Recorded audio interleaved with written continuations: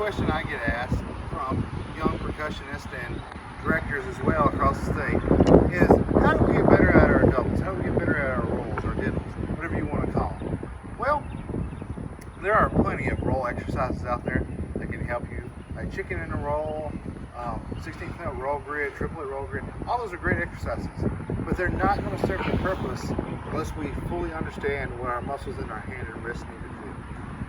So to build those muscles, we need to start with a simple double beat exercise. Almost every group has one. It's just simple.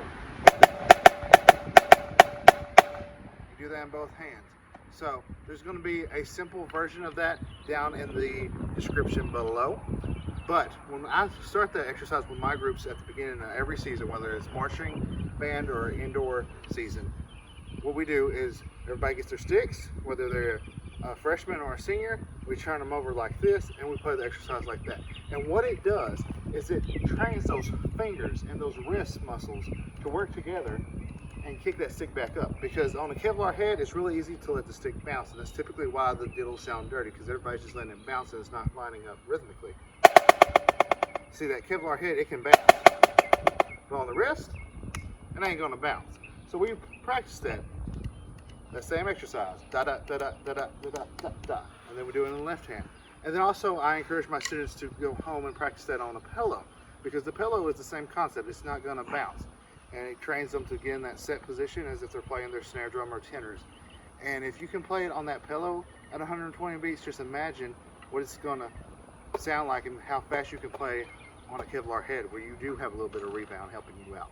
So that's what you need to do. You need to really work on those muscles in the fingers and the wrist. And then you can go into some roll exercises, and we've put one in the description below. And on that roll exercise, we've actually written it out where instead of slashes on the 8th notes or 16th notes, it's written out. Because typically when a young student sees those slashes, they think, oh, I got to play more notes on that hand, so I need to play faster, and it gets crushed and we get sounds like this. We don't want that. We want a nice open double stroke roll. So we wrote it out in 8th notes, and then the diddles are written in 16th notes. So the beginning of that exercise goes something like this. And it goes on and progresses, and we get into more advanced passages of diddles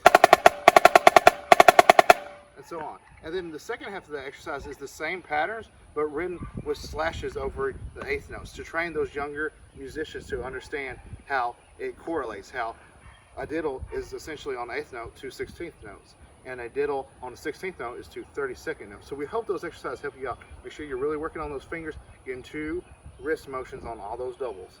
I'll see you next time.